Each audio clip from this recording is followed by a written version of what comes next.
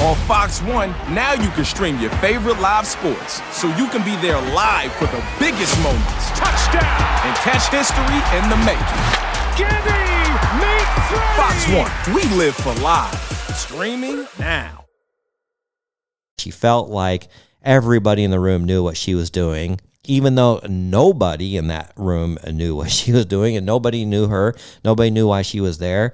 It was this paranoia and this her imagination going crazy, and because she didn't feel comfortable doing it. And I remember she came back to my place, and I could tell she just didn't really want to be there.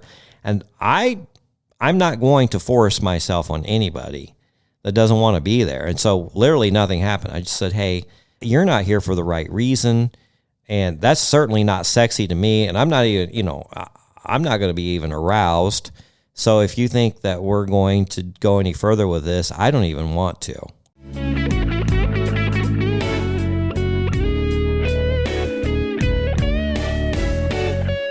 Welcome to Secrets of a Sugar Daddy. Here's your host, Marcus. Welcome to another episode of Secrets of a Sugar Daddy, the number one sugar dating podcast in the world, where we pull back the curtains on the good and the bad and the shocking stories of sugar dating. Well, some not so shocking news, some exciting news. We have nailed down most of all the details for Sugarpalooza 7. Applications are live. So if you go to our website at secretsofasugardaddy.com and you push on the party tab, you will find all the information about Sugarpalooza 7. It's going to be so much fun, just like they all are. Epic. We're changing things up a little bit because we've got a lot of people that return for multiple parties, and let's spice it up a little bit different with something else. One of our Sugar Daddy sponsors, a good friend of the show, Jay, just bought a multi-million-dollar brand new home here in Central Phoenix, and believe we're going to be hosting some of the activities over at his house.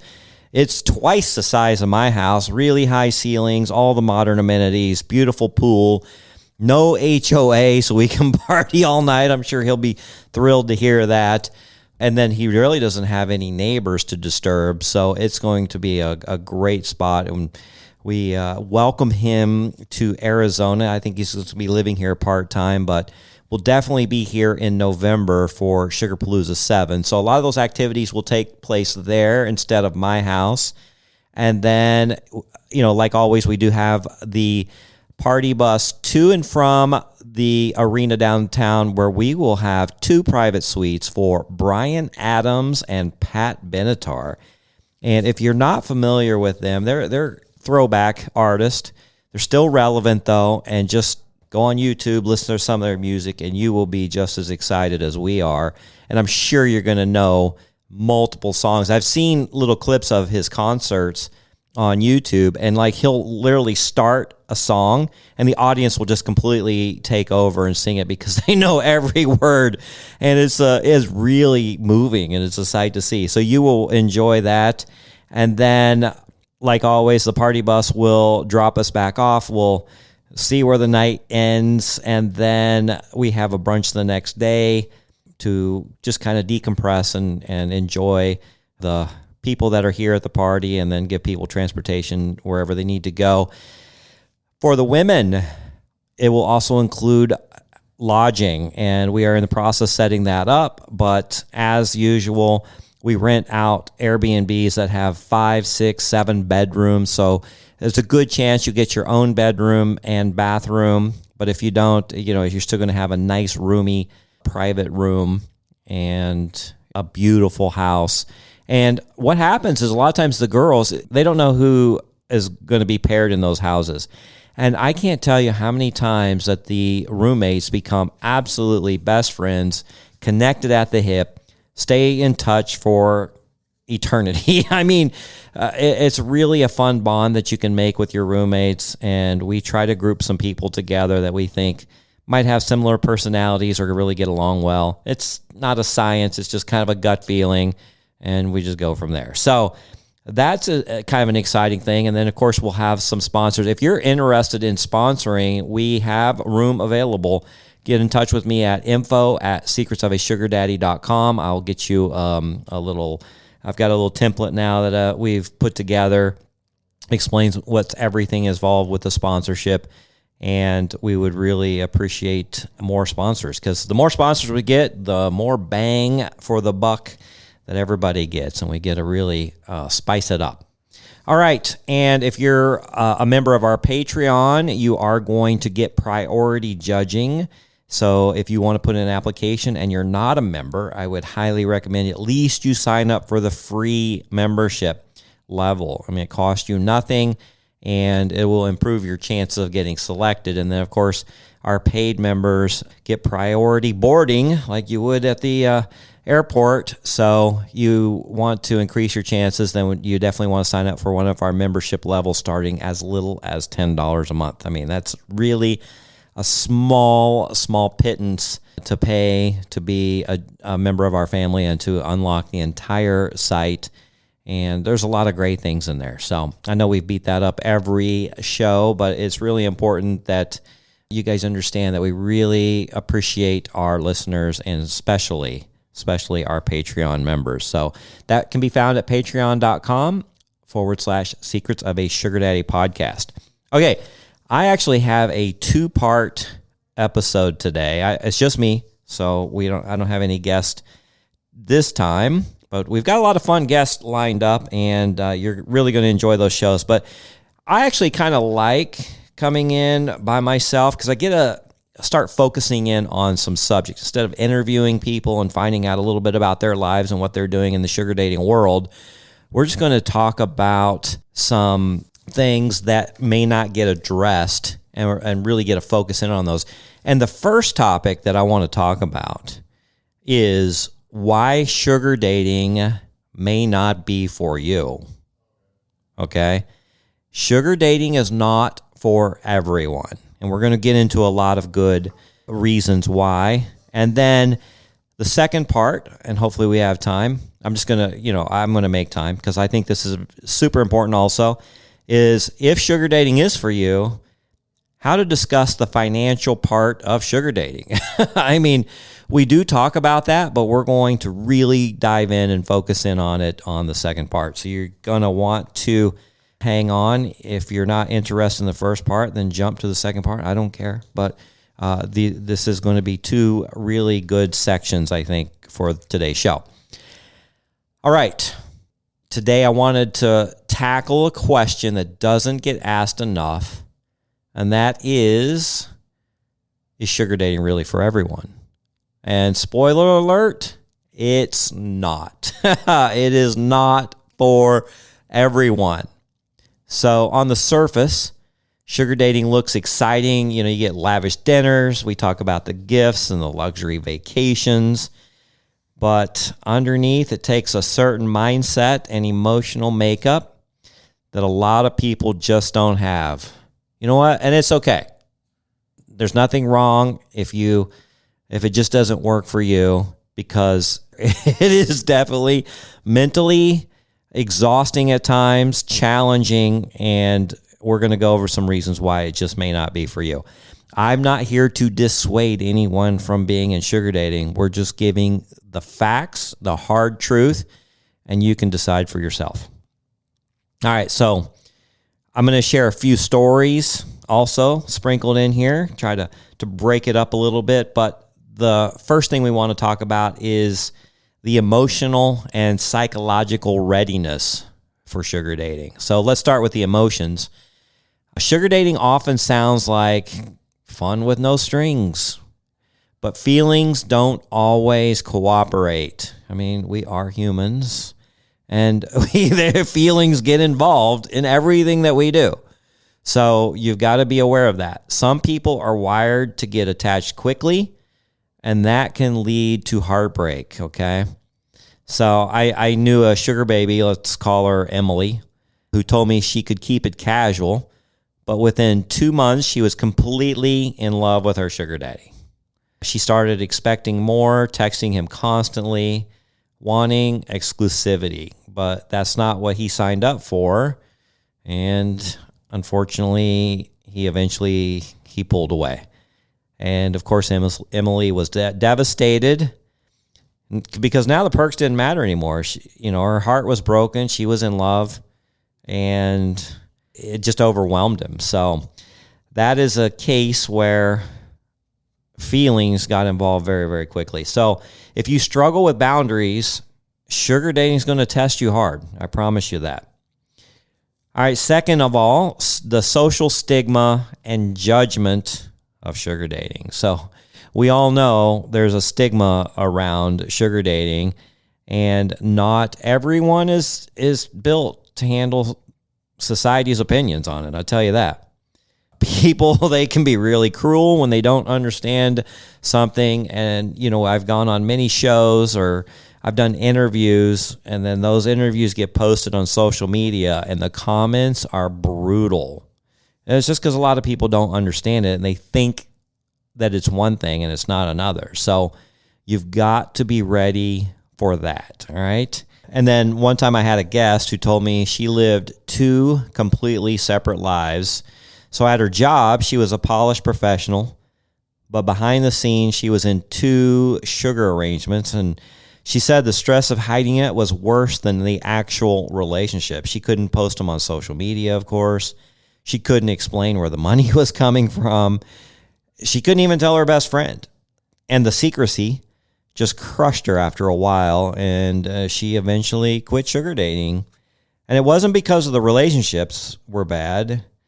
It was because the double life was too much for her. It was too heavy. It just weighed on her mind, and she had to free herself of that because she just couldn't get over it. So there definitely is stigma and judgment. I mean, we've all known that Lily kind of left the scenes because she couldn't afford for her immediate family to find out, and some of her coworkers and her acquaintances in her small town, and she just kept finding herself being more and more exposed, and it scared her.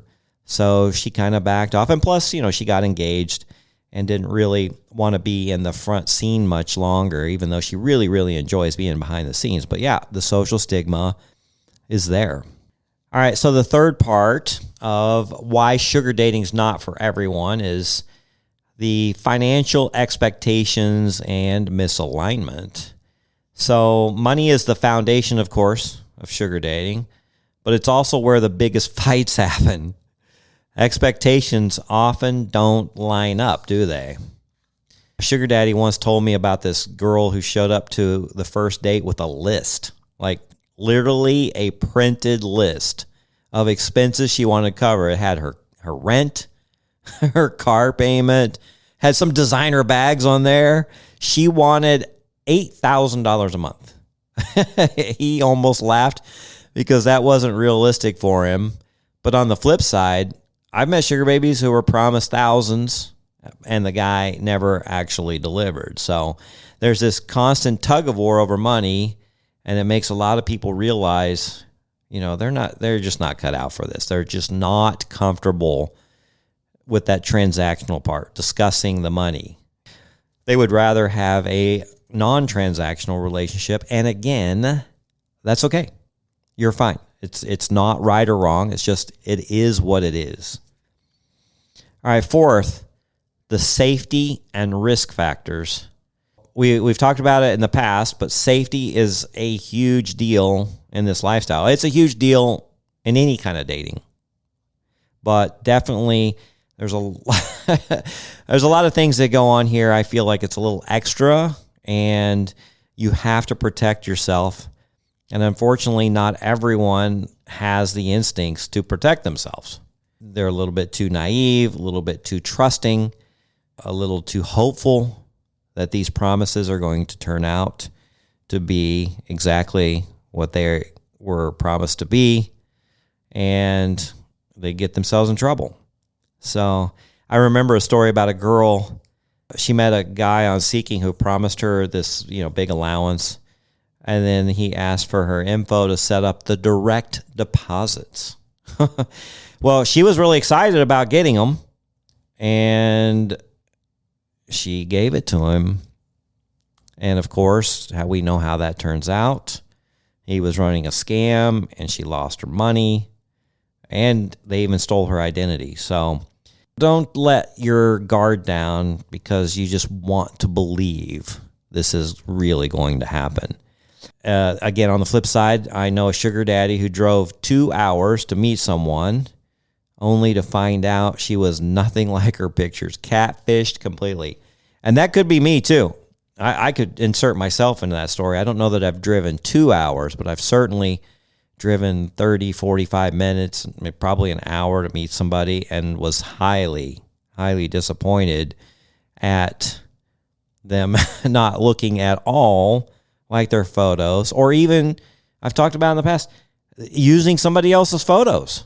It wasn't even them. I had one turn out really good, though. Like, she used somebody's photos, and then when I showed up, she was actually better looking. So I'm like, okay, you get a hall pass for that one. But a few times they've used somebody's photos, and then when I showed up, they weren't near the quality or near the look that I was attracted to, that I was looking forward to meeting. And I just couldn't get out of there fast enough. I just, I felt deceived. And when you've got that feeling going into a meet and greet or whatever, or just, if it's a dinner or drinks or whatever, it kind of sours the whole event. So You're listening to Secrets of a Sugar Daddy. On Fox 1, now you can stream your favorite live sports, so you can be there live for the biggest moments. Touchdown. And catch history in the making. Gibby meets Freddie. Fox 1, we live for live. Streaming now. Now back to the show with your host, Marcus.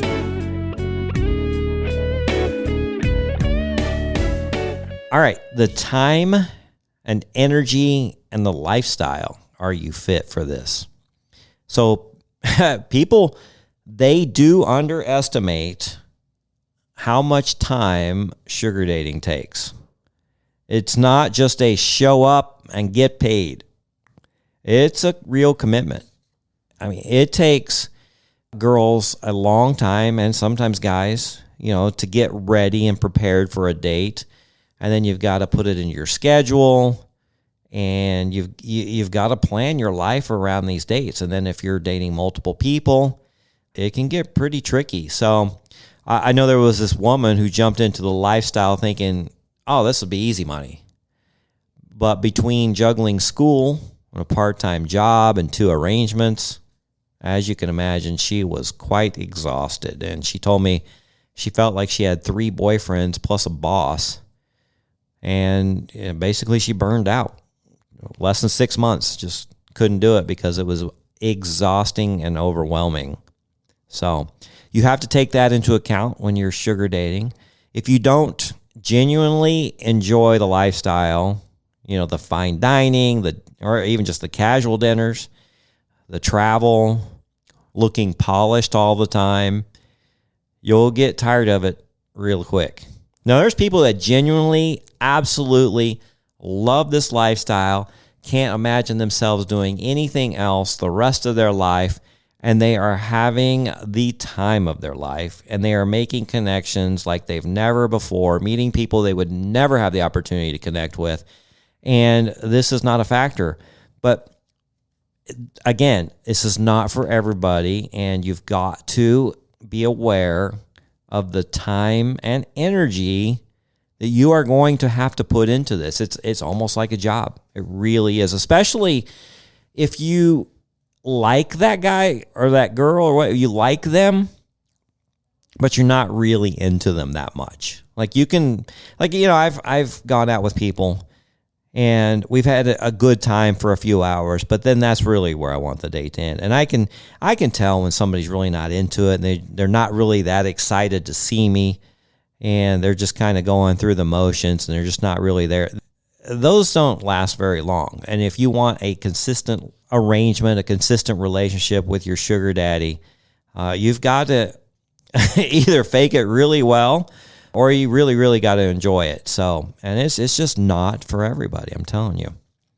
All right, the 6th part of this section is called ethical and moral considerations. So a lot of people struggle with this. Yeah, for some people, it's not about the logistics. It's more about conscience. Do they feel good about doing this? Do they not feel good about doing this?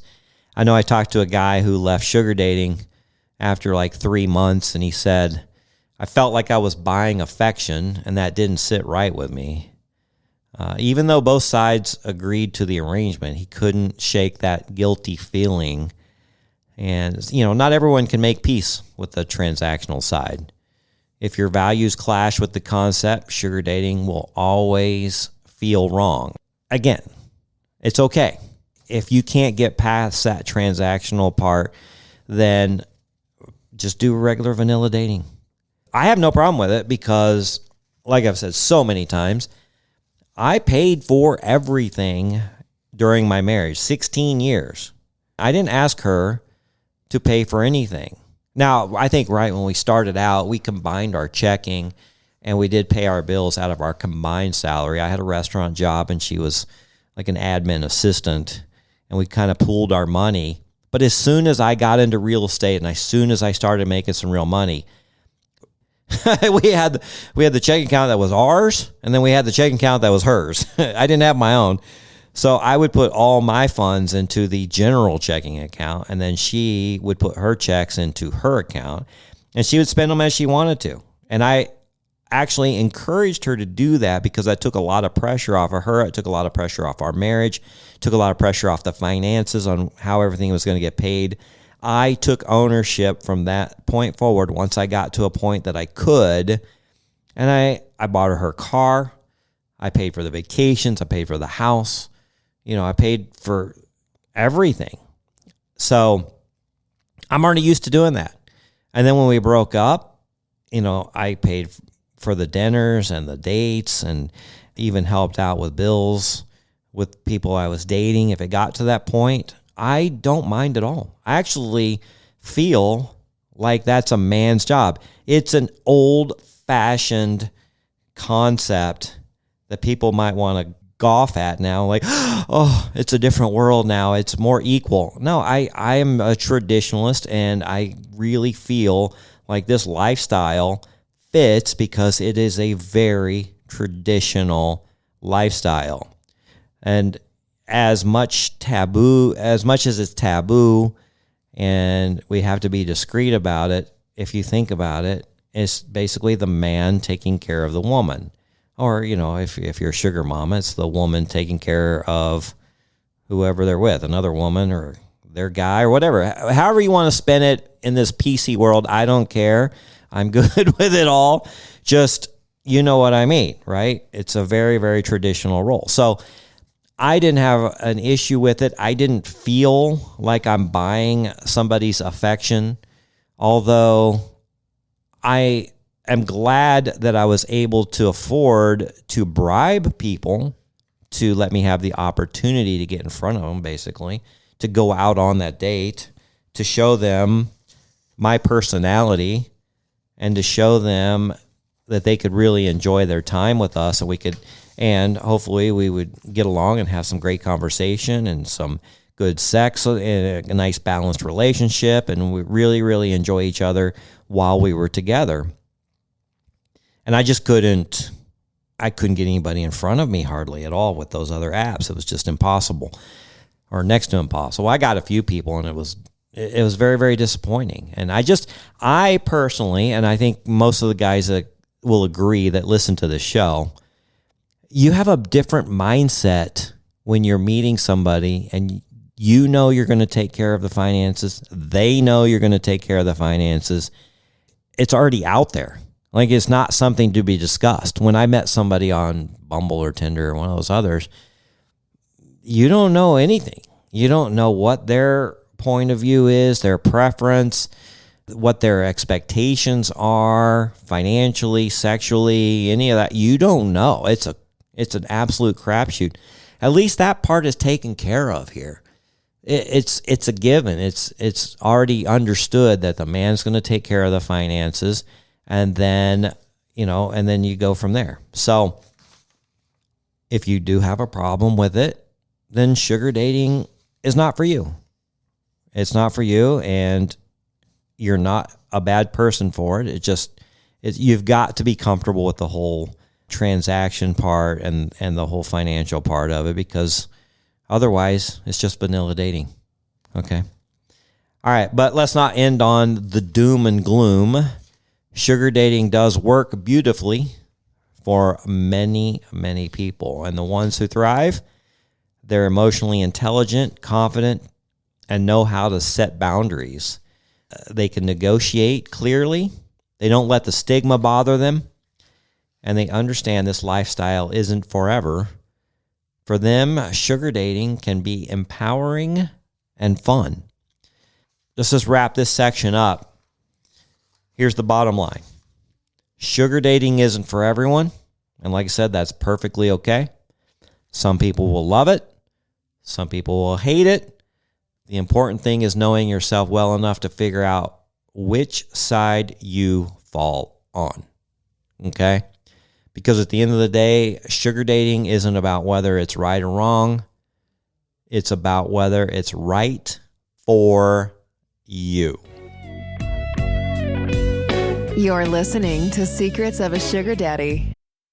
On Fox 1, now you can stream your favorite live sports, so you can be there live for the biggest moments. Touchdown! And catch history in the making. Gibby! Meet Freddie! Fox 1, we live for live. Streaming now. Now back to the show with your host, Marcus.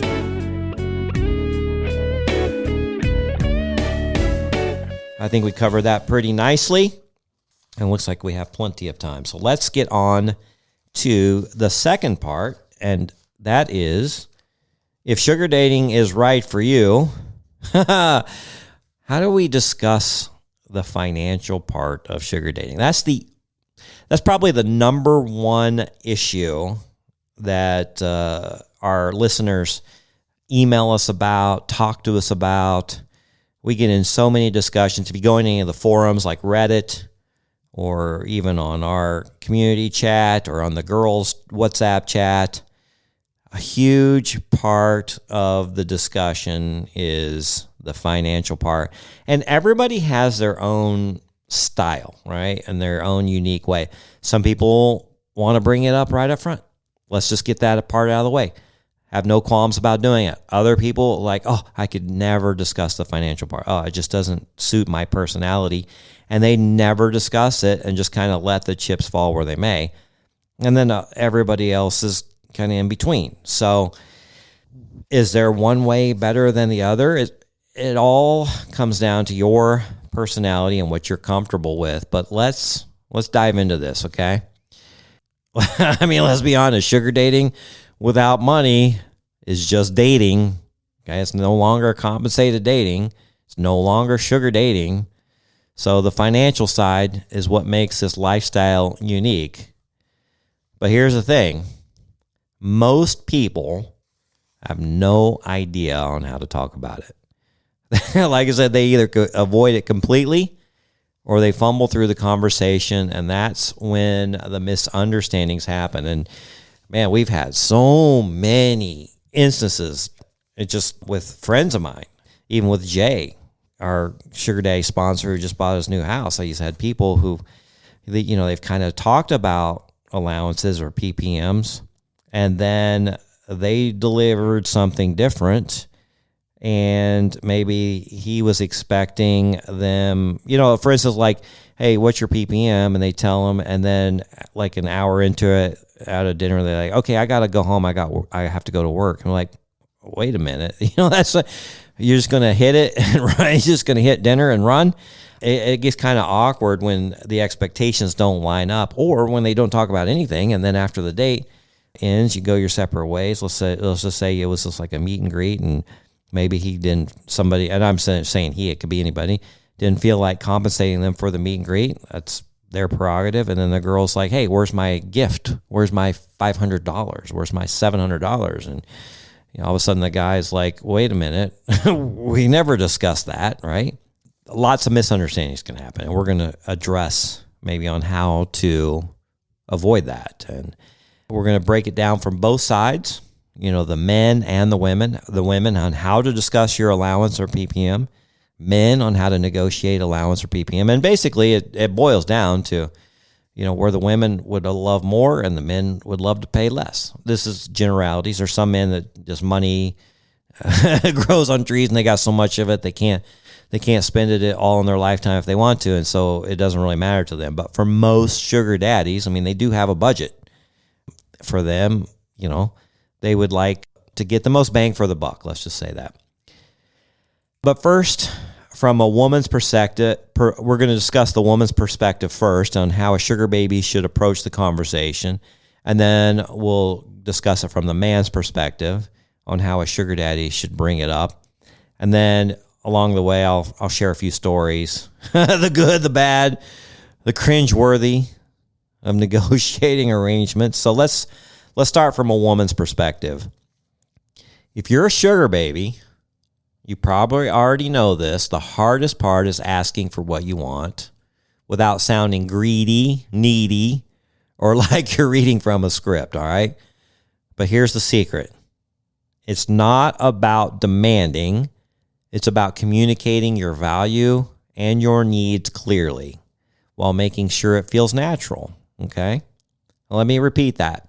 It's about communicating your value and your needs clearly. I once met a girl who told me her first sugar date went something like this. They sat down, ordered drinks, and within 10 minutes, she blurted out, "So how much are you going to pay me?" Oh, man, that is not the way to go. And the guy looked at her, chuckled, and said, "Well, not a dime now." And the date ended right there. Yeah, that's the cringeworthy, all right? She wasn't wrong for asking. She just skipped the connection part, right? Sugar dating works best when you establish chemistry first and then move into the financial talk. Otherwise, it just feels like a transaction before there's even trust. So how should a woman bring it up? Well, you can wait for the right moment, and usually after you've met once or twice, or when the vibe feels comfortable. Use soft language, all right? This in-your-face, hard, demanding doesn't work well. Instead of like, "I need $2,000 a month," try, "Well, I really value my time, and in the past arrangements and allowance has made things easier for both of us. What feels comfortable for you?" Okay? Kind of throws it back to them. But be confident, not apologetic. If you act like you're asking for something unreasonable, you'll feel the same. So you want to be confident in it. But you got to offer some clarity too. Men like knowing what they're getting into. It's your time, companionship. If your time or companionship or presence is valuable, explain why. That helps a lot. There was this girl, we'll call her Vanessa, and she handled it brilliantly. On her second date with a successful businessman, she said, "I want to make sure we're on the same page because I really enjoy spending my time with you. In the past, I've had allowance of around $1,500 a month. Does that sound like that would work for you?" Now, this was many, many years ago, and $1,500 is really cheap now. A lot of people get that per date. That's above my budget per day, but I know people are getting that per date. But whatever the number is for you, right? I've actually had girls tell me that a lot. They'll say, "Well, my past arrangement have been between $6,000 and $8,000 a month, or $700 to $1,000 per meet, or whatever." Right there, kind of give me a range. But anyway, when she did that, she smiled, she stayed calm, didn't flinch, and he nodded and said, "Yeah, that's fair." That was it. No awkwardness, no drama. Why? Why was that so easy to get to? Well, it's because she was clear and respectful, and she framed it as a part of making the relationship run smoothly. Of course, not every story ends that way. Like this one sugar baby told me she agreed to an allowance verbally, but never discussed how it would be delivered. She assumed it was cash, and he thought it was gifts. Gifts are hard to take to the bank and pay bills with. I mean, a lot of girls love gifts, and some of them actually do it, actually sugar date just for the gifts. Maybe they got their own money, their own job, or they just really enjoy the gift part. If you're assuming it's cash or, a payment through Zelle or PayPal or Venmo or whatever it may be, and then he just keeps giving you gifts as your allowance, that can get a little awkward, and you're going to have a talk. Yeah, so like 3 weeks later, she had a couple handbags and no rent money, and she was getting pretty furious. So that's why I tell people the details matter, and if you don't spell it out, you're setting yourself up for disappointment. All right, from a man's perspective, let's flip it around a little bit. If you're a man in this lifestyle, bringing up money can feel just as awkward, and it is. Because, you don't want to commit to something that is maybe at the top of your budget or maybe you're uncomfortable with, and then just to come to find out that that person didn't really bring what they thought that you thought they were going to bring, or bring what they promised they were going to bring. I've done that in the past too, where somebody, let's say my PPM is $500, and I'm just using random numbers. And she's like, "Oh no, I usually get 1,000." And I'm like, "Okay, well, that's not going to work for me, and I appreciate your time," or whatever.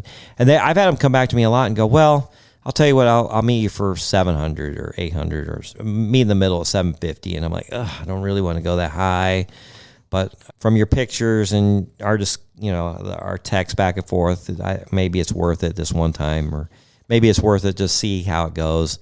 And then I commit to that higher amount, and it's not good at all. Like maybe just the date doesn't go well, or maybe it led to the bedroom and that didn't go well at all, or just whatever, right? And I was really disappointed, and I overcommitted. And now, I have to fork out all this extra that I just really felt like I just wasted.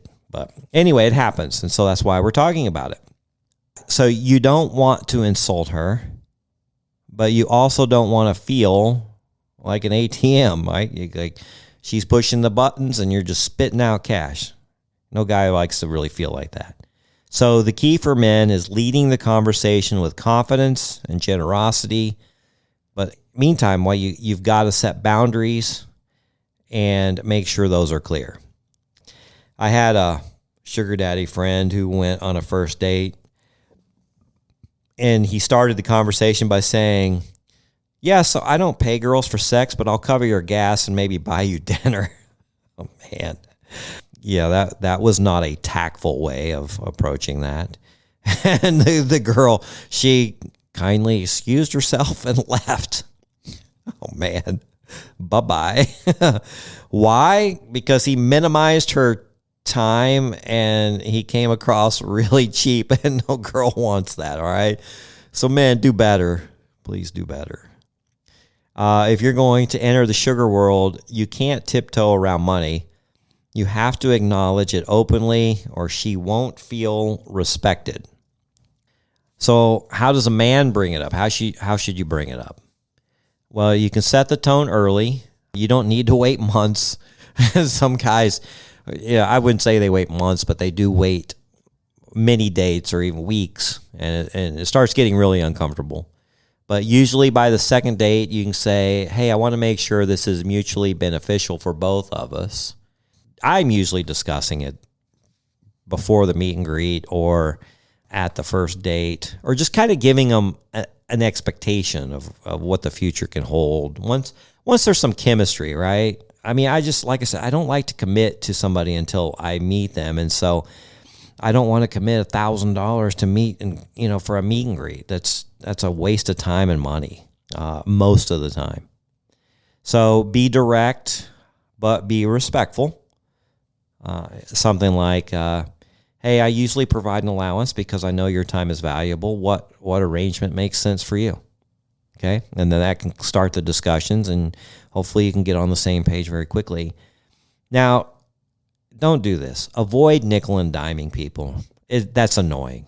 Don't treat it like a business contract with receipts. Keep it simple and fair. Like if somebody says, hey, my PPM is 800, and you're like, well, I usually do 5, but I could do 7. And they're like, well, how about 750? And you're like, well, how about 725? I mean, come on, dude.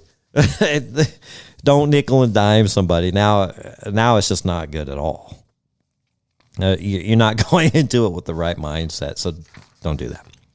And then be consistent. If you promise them something, deliver it. I'm telling you what, these girls find reliability is sexier than any dollar amount. The complaints I hear is, hey, I went out with him and it's been like a week, and he said he was going to do this and then he didn't send anything. Or, maybe that you've been on an allowance for a month or two, and then all of a sudden, it's getting later and later, and they're just not sending it to you on time anymore. And it just, man, be a man of your word. Hey, I get it. I'm an entrepreneur. I'll have a few $100,000 in my checking account one day, and by the end of the week, I might have 57 cents. I mean, because the money comes and goes with these real estate investments. And, I'll sell a house and I'll buy another one, and then I'll put a lot of money into fixing it up. And then all of a sudden I'm like, oh shit, how am I going to pay bills this month? and then I sell a house, and then we're paying all the bills that I didn't pay or whatever, right? And I'm just using scenarios because that's actually happened to me in the past. But if things come up like that, communicate. People understand. Like there was a month that I had a bunch of properties going. I had one that was supposed to close. It fell out. All this money that was supposed to be pouring into my bank account all of a sudden didn't. And I'm in a rock and a hard place. Well, you know what? My investors have been with me a long time, and I contacted them and I explained the situation. I said, hey, we're going to be a little bit late on the interest payments this month. I promise I'll make it up to you. They see my work ethic, and they're like, hey, no problem. We get it. Because, they know how life goes, and they see the issues. And if you communicate it, but if I just didn't pay them, or all of a sudden their checks didn't show up, they'd be start wondering why I'm flaky, why I'm not paying, and this and that. Right. So, men, if you do run into an issue with your sugar baby and for some reason the finances get a little tight or whatever, just talk through it. Let them know. All right. It would be much better if they know than if they're just wondering and they're having to make up scenarios in their head, and it's not good there, right? Because those things go crazy. I'll never forget this one guy, we'll call him David, and he told me his strategy. So on the second dinner, he leaned in and said, I really enjoy our time together. I like to provide support in arrangements like this because it makes everything easier and more enjoyable. I was thinking, let's say $2,000 a month. Does that work for you? And she smiled and said, yeah, that would be wonderful. And so David told me it was the easiest conversation he'd ever had. Why? Because he owned it. He didn't hesitate, didn't make it awkward. He said it felt like was the most natural thing in the world. And again, I'm just pulling these numbers out of the air, $5,000 a month, $8,000 a month or whatever. And then if that's not good with them, then, they can say, well, I really have a lot of bills, or I'm expecting this, or my past arrangements have been, in this range. And they'll give you a number. And then if that works for you, you can say, great. If it doesn't work in your budget, you can just explain to them. I explain to people, look, I'm considered wealthy to many, and certainly third world countries. I'm very, very wealthy. But in America, there are certainly, and in the modern civilization, there's certainly many, many levels of wealth. And I am at a point where I have a dating budget. I can't just be frivolously spending $30,000 a month like Dr. Charles or, some of our other sugar daddies who are much wealthier. They have a much bigger budget. I don't have that budget. Mine is around, I would say right now I'm probably spending with dates and dinners and trips and vacations and allowance, I'm probably spending, I don't know, $8,000 to $9,000, sometimes $10,000 a month, sometimes more. I mean, it just depends. But yeah, so I'm in between like the 8 to 10,000 a month area. Well, a lot of people would be going, oh my God, I could do so much better with that 8 to 10,000 a month, or I could invest it, or I could, whatever. Well, that's my disposable dating income. Like, I can spend that and not miss it too much. I mean, I miss it sometimes, but that's my budget. Other people, they may pay their sugar baby 10 grand a month just to start. Others, like maybe Sugar Daddy Dwayne, his dating budget might be $2,000 or $3,000 a month. Whatever it is, that's okay. Just communicate that to them so you guys are on the same page. All right. And then there's this other guy I know who overpromised. He offered a big allowance and he couldn't actually sustain it. And he did it just to impress her, right? That's just dumb. I mean, he got a hold of just an absolute gorgeous gem that he was enamored with, and he just overcommitted. And then it's like 2 months into it, he was stressed out, broke, and resentful. And as you can imagine, that arrangement crashed and burned. It ended very badly. So here's the lesson. Be generous, but be realistic. And if you can't sustain it long term, don't put yourself in that position. And I'm telling you, I've been there. It's a tough place to be. So try not to put yourself in that position. You're listening to Secrets of a Sugar. Fox News is now streaming live on Fox One. The voices you trust, the stories you won't find anywhere else. This is the story breaking right now. Fox One, we live for live. Try it free for 7 days. Offers are subject to change. Go to Fox One for complete terms and conditions. Sugar Daddy. Now back to the show with your host, Marcus.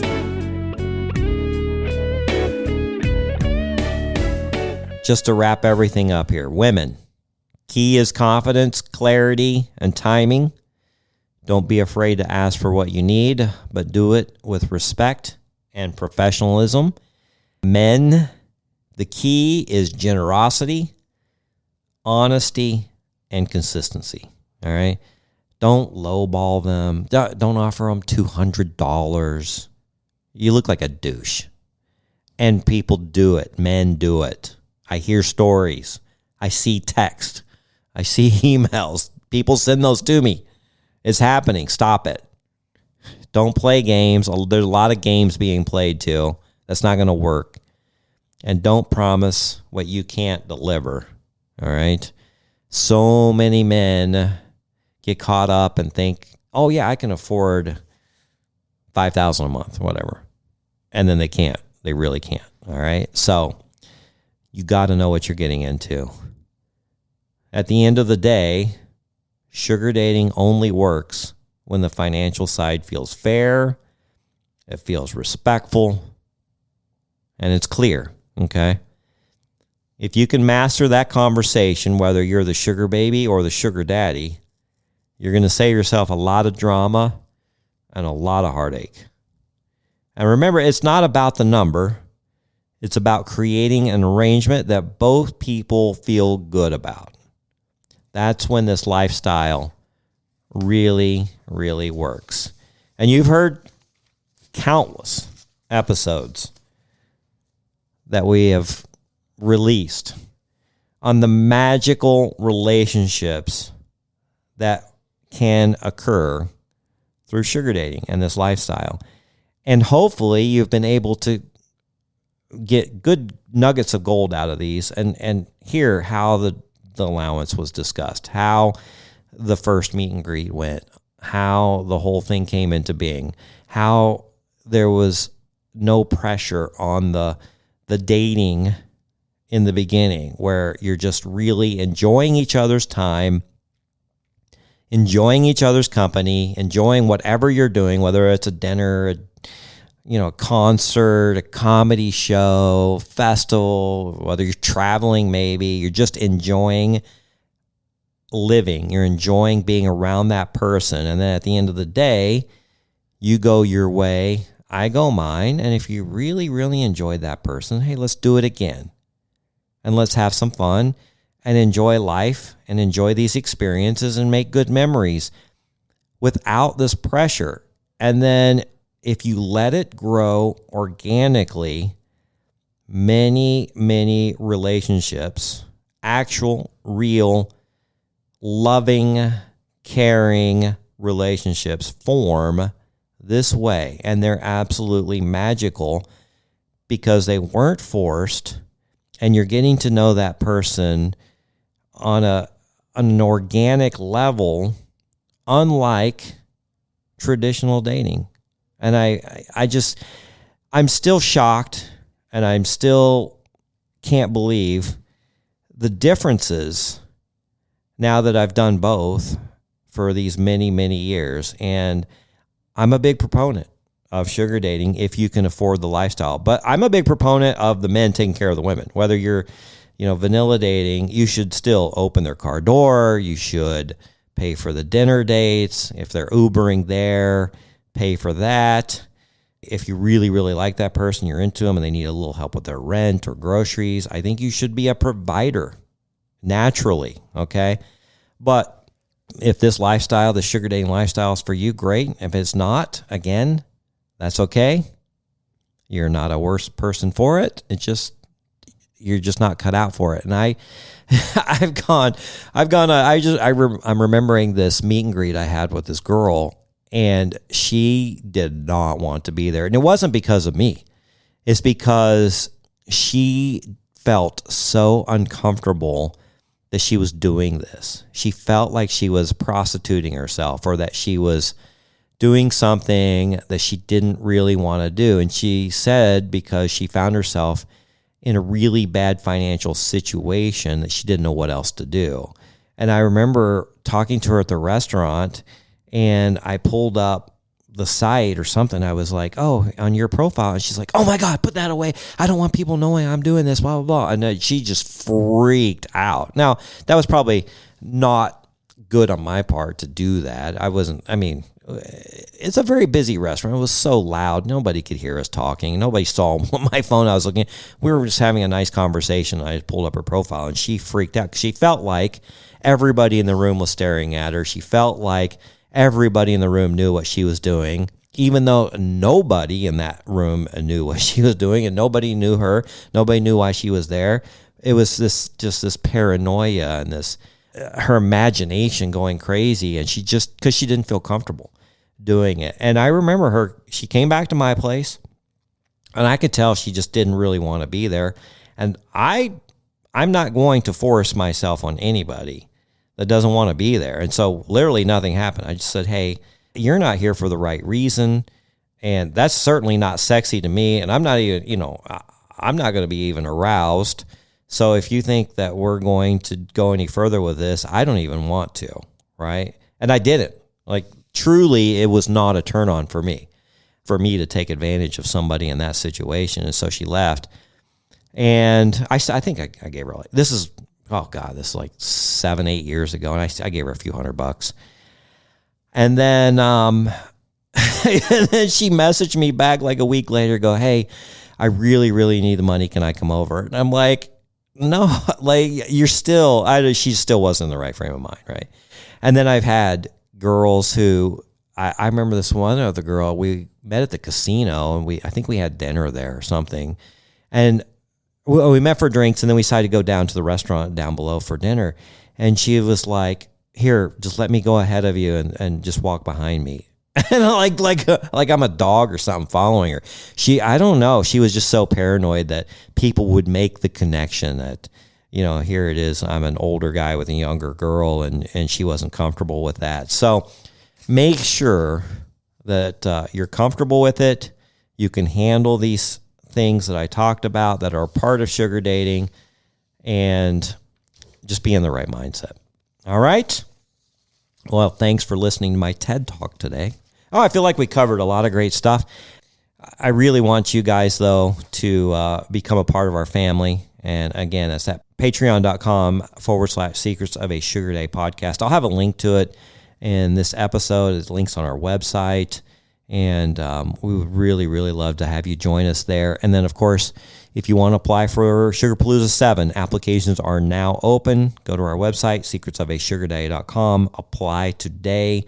We are cutting off the applications about a month ahead of time because, we need to arrange everything. And I get so many people last minute who send in applications, and I don't have any tickets left. Like, we have 50 tickets this time. I had 62 last time, but this time I only have 50, and I'm reserving 18 to 20 for the cast and crew of the show and our Sugar Daddy sponsors. So we're giving away 30 Sugar Baby packages. All right. So if you want to be a part of that, I would recommend you get your application in now.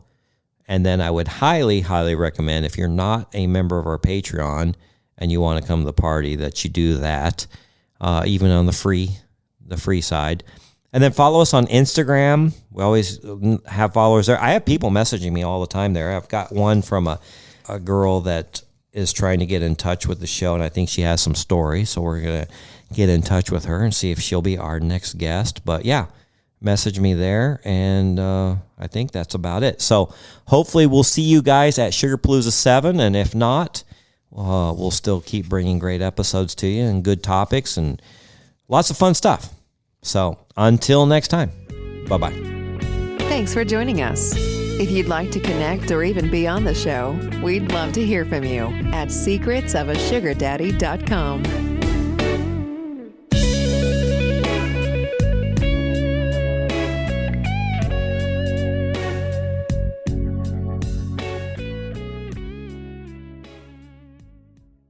On Fox 1, you can stream Fox's biggest moments live. Get out! Bigger, I can feel the sweat, and I can smell it a little. bigger. That was genius! Yeah, that's what we talking about. Fox 1, we live for live. Streaming now.